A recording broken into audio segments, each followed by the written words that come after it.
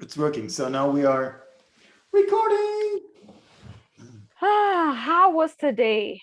How was the day? Good question. What do you think? What do you feel? How will you describe the day? Well, it's the third day since we started working from 9 until 10 a.m. to p.m. Yes. Physically tired, Yes. mentally super active. And by the way, it's like at night, my brain is like super active that it's like I can't even sleep. And it's always like the things that happened in workshops that come and like I hear Dagam and I hear students of the workshops talking and everything, and I can't really control it. So that's a new challenge that I have experienced in this thing. But other than that, I think today was filled with so many discussions that were like really questioning the status of what we think participation is and what we think could allow change in cities and how we think about change, and whether or not when we think about change, if it's whether about destroying and building something, or whether there is something in between or even beyond these two concepts. And it was such an eye-opening discussions that we've had, and the workshop that we did was also a bit fun. And maybe I'll leave that to you guys to discuss it. No, it was fun. It was fun.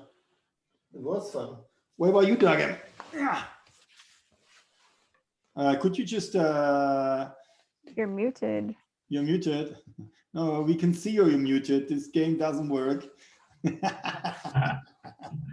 For those who see this recording, Dagam is playing with us the whole day. So very often he's just saying like, we say, hey, you're muted, you're muted, you're muted. And then it comes out, no, you're not muted.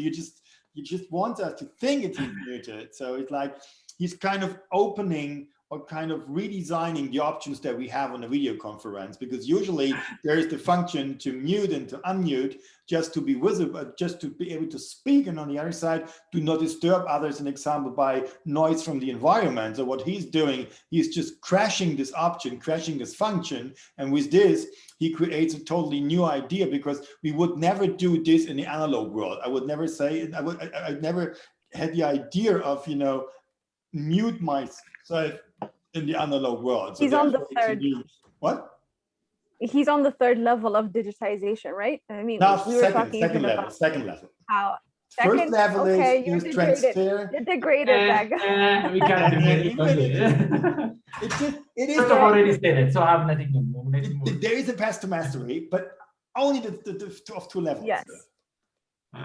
So like, okay, but I mean, for people who don't know what we're talking about, yes. Right, so we mean these 3 steps for like creating this digitalization, this transformation, actually not digitalization, transformation is the first step is to actually translate something, to copy something into another. So if we're talking about digitization, we are actually copying something analog to just becoming into the digital platform. Like if you're reading a book analog, you print the text and you make it a soft copy. So that's like a copy. That's like very first level. And that's actually a challenge that we have now, that a lot of organization wants things to be digitized.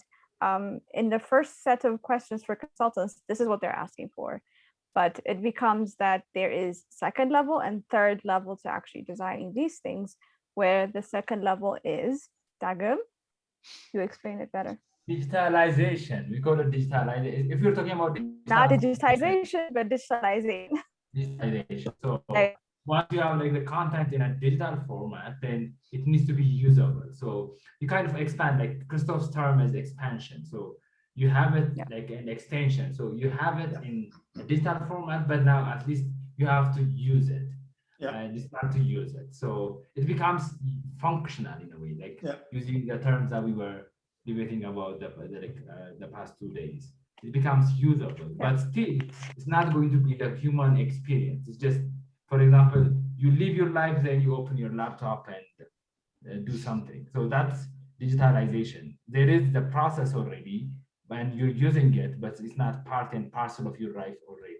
So it's still one layer or one level away from becoming a digital transformation.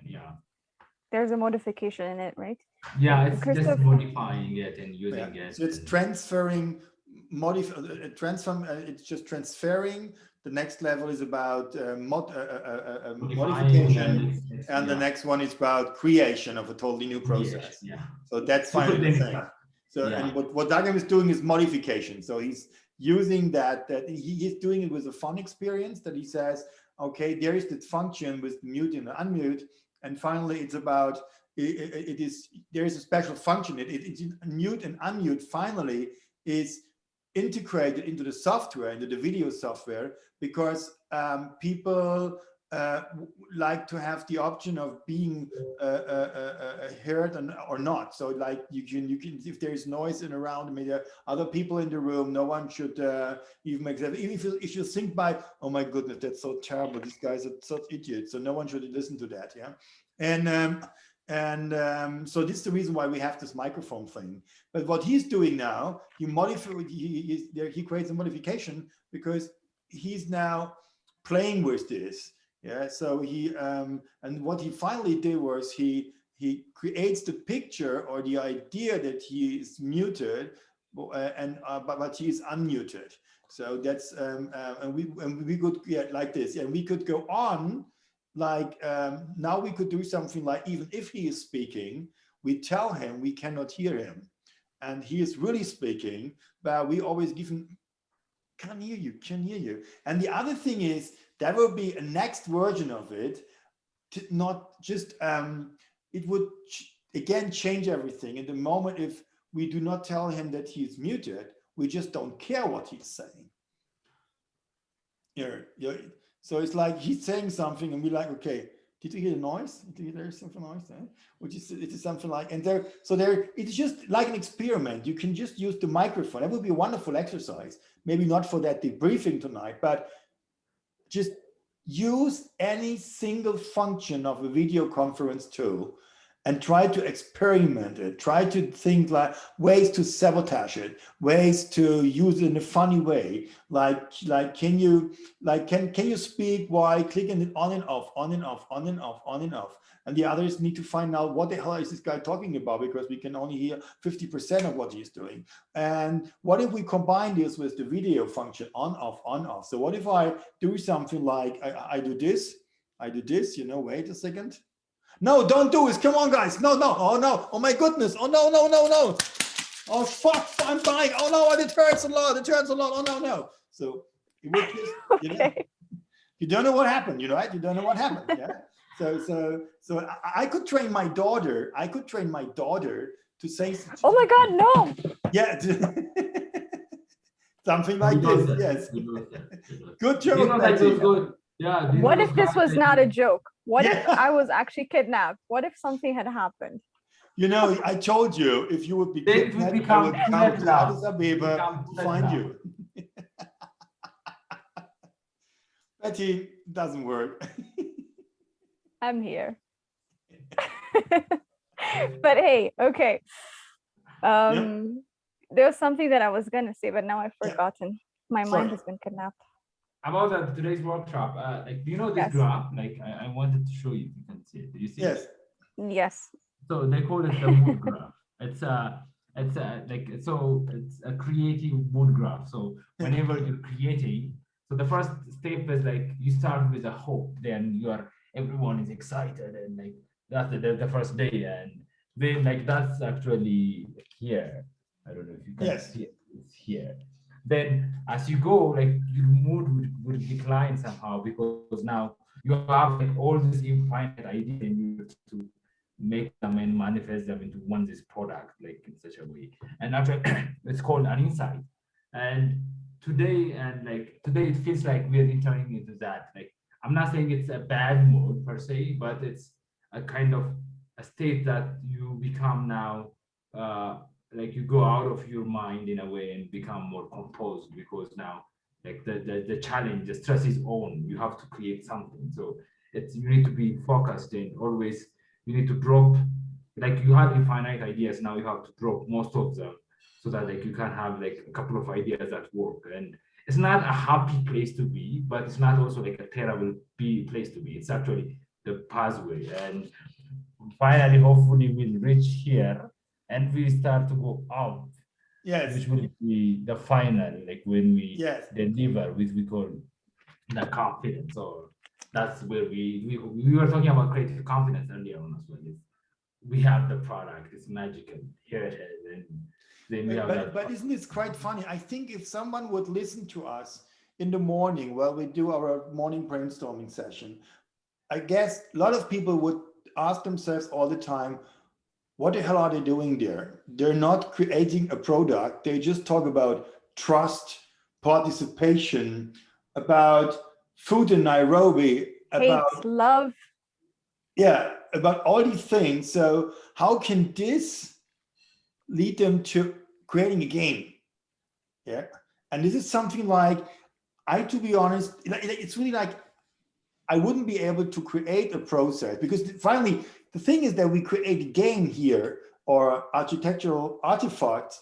It's not that we are game designers or architects, or of course we are, but usually we create a process.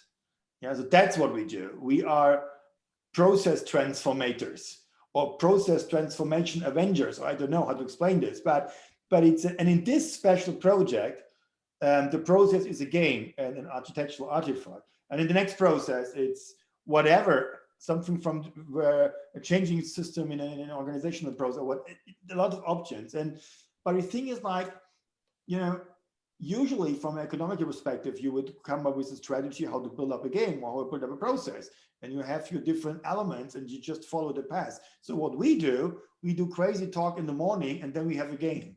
And I think for even if you would follow us on this path, by the way, which is an invitation to click on the link on WebEx and be with us for the whole day, because that's what we offer. And even with videos, I guess you would come to the point and say, okay, what did I miss? How they were talking about food in Nairobi and now they have a local based game. How does this work? And this is kind of, I think that our inspiration or our reflection is a certain code that we do not understand, but it makes us creating processes. Do you know what I mean? Yeah, exactly. Yeah, like we are in that like sweet spot between philosophy on one hand and building and development on the other. Because like if you look at these two, like art, you can't consider art and science. On one side, you have like people brainstorm, they have amazing ideas, they never create something, like they just philosophize their life. And this is one, and you express yourself, that's art, like that's pure art. And on one side, you have like this development projects where you build the same thing again and again and again and again. Yeah. And like there is this sweet spot between the two ends where the two processes go seamlessly together. So like in the morning, like you were saying, we talk about really these abstract concepts like trust and participation, love, and all this like functions, the resources, what are they? We really talk about these philosophical points and we kind of tie them down into a kind of testable and manageable, malleable kind of, and like I think the process is like the thing. Yeah, I think it's like the trick or like the secret into this process that we're creating is the fact that whenever we're talking about something completely different, even a random thing, right? We always get to the point where we ask ourselves, why is that happening and how is that happening? So even if, let's say, we're talking about the weirdest things, like why is Dagam sitting always in the dark? I mean, I know you're not, but like if that's the case, then we start to even think about like, why is he choosing to stay away from the lights? Does he have vampire features? Does he have a blood that we don't have? So like these are weird, odd questions to say, but like we also get into the process of questioning the fabrics of why he thinks is, and now he's going into the light. So I think it's really that. So I think it's really that helps us then transform the whys, because we kind of break it down to elements and then take that into game making, which is at the end of the day encouraging or creating like a space for people to interact with things. that's, by the way, the reason why I like the idea of whenever we do a new project, we ask this organization or institution to do a workshop with us for 2 days, because both sides can figure out whether this works. Because it's like, I truly believe we live in a very complex world. And we learned that this old iconical idea that things need to be easy. Yeah, and like, this funny idea of, this elevator pitch idea.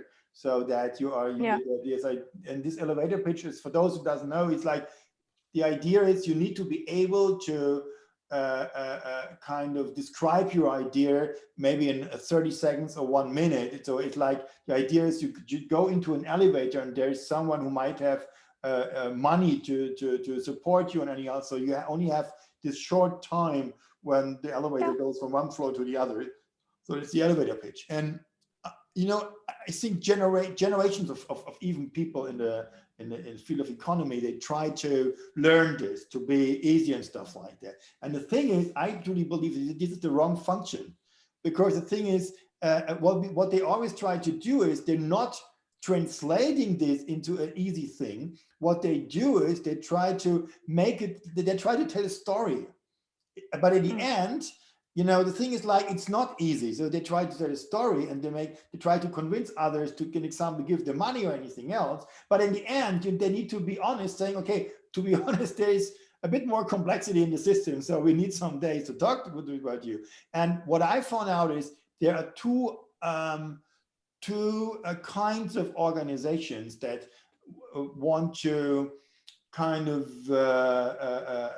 create or whatever a transformation process. The ones that are kind of product orientated. So they want to have a clear structure. These are the guys that look for consultants that finally are able to say, this is my model, this is my structure, there are 100 questions that we're going to answer, and at the end you've got your product. Yeah. And there are the others that understand that transformation hurts. The transformation is something where you do not know what the outcome will be exactly. Yeah, so that it's clear to have a path. Of course, you know where you want to be, where you want to go. You know that you have a target, but to go there is not an easy thing. Yeah. So and this is, I guess, these are the customers, these are the organizations that we can work with, because these guys, they like to have this, kind of meta constructional super discussions about love and hate, trust and gold, or whatever. And at the end, there's an idea. Yeah, because that's what we are. Humans are very complex species. Yeah, so we never make it easy. That's nonsense. So that's what public relation wants to tell us. It's like if you wear the clothes from this brand and the sneakers from that brand, and you have the computer from that brand using the MP3 player from that brand, and you have the headphones from that brand, then you're a cool guy, a cool girl, and you can do whatever you want in your life. So, and they buy all this stuff and they find out nothing changes. Yeah. And there was this one thing that happened today, one thing that we wanted to have. Would you like to explain what happened? What do you mean? Which one? The one that we always hope to have. The one that. So. Rape? The thing. No. Rape? I'm pretty much sure it's in Jera. Wait. No, our new guest. Yes. Okay. That's one reason why we are sharing the link. And again, guys, follow me on Twitter, because we do not have a self-step Twitter account, because it doesn't make any sense. Go to the website from LUtopia.de, find out what's going on there. There is a link and you can reach us, come with us, talk to us. And now it's your stage. I think Dagam, you can take it. I think maybe we can finalize it by just saying like our favorite part. I think Christoph has already said his. My favorite part would be my ears. I really love them. I don't know why exactly, but those are my favorite parts. That's a nice shift, yes. It is. It was not I one that I thought was. you asked for our favorite part, right? Well, yes, I'll take Okay, that. Like really better than any serious answer. note, on a serious note. You've taken your chance. That's the game. It's your ears. The whole day it's been about your ears. I don't follow the rules. I break all the rules. It's so funny. I'm just joking. I will speak last because I misused my chance. And I regret.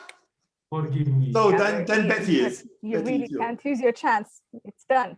But anyway, so my favorite part would be where we were talking about can you share your secrets? Can you trust each other to share secrets? And that's a point of where we were talking about participation, actually. Yeah. And how it relates to participation, telling secrets or not, is like very off to so many people probably. But there was a completely like something that made sense within these transitions. And it was about how surveys don't work. It was about how can we trust even people to be genuine to themselves? And if we can't get these things, how do we even consider if participatory work, jobs work? How do they, if even they function? So it was questioning the whole thing. But that was also one of the greatest remarks. Yeah.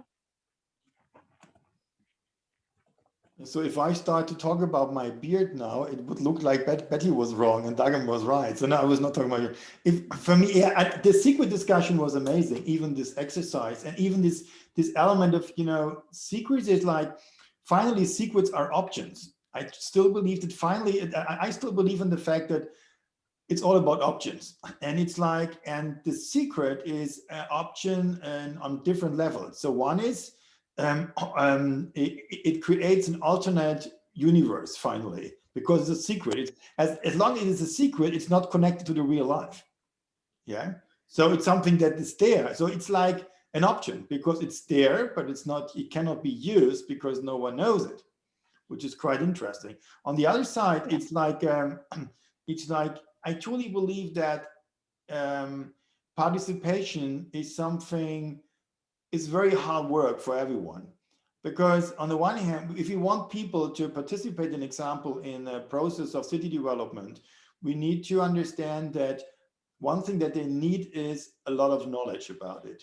And what we do usually is to teach them all these elements that they need. That's one of these ideas, to enable them to become part of a participational process. But on the other side, I guess most of the people do not know themselves very good. I would even say that I know myself very good. Sometimes I'm really kind of frustrated about me. Sometimes I'm really surprised about me. And I think, okay, this is nice. So I feel like I look at myself thinking like, okay, that was nice. Where come this from? It's like, and I think that if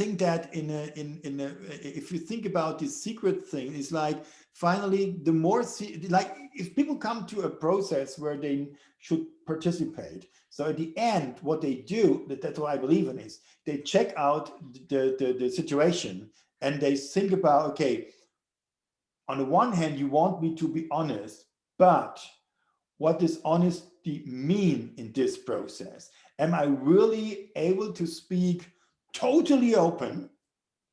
Yeah, or are there lots of things, kind of rules or whatever? So this is like, this is something that can kill a participational process. It doesn't have to, but it can. And this is something, by the way, which is special. Yeah. We hope that tomorrow we're going to have something awesome, and it has something to do with cities, but thinking about them in terms of food. And Christoph is going to be the lead for that, and I'm sure that's going to be a fun journey. We're going to do food together. Wait. Let's food tonight. Right. Let's food tonight. Thank you so much for your awesomenesses. I wish you a really good night. See you tomorrow.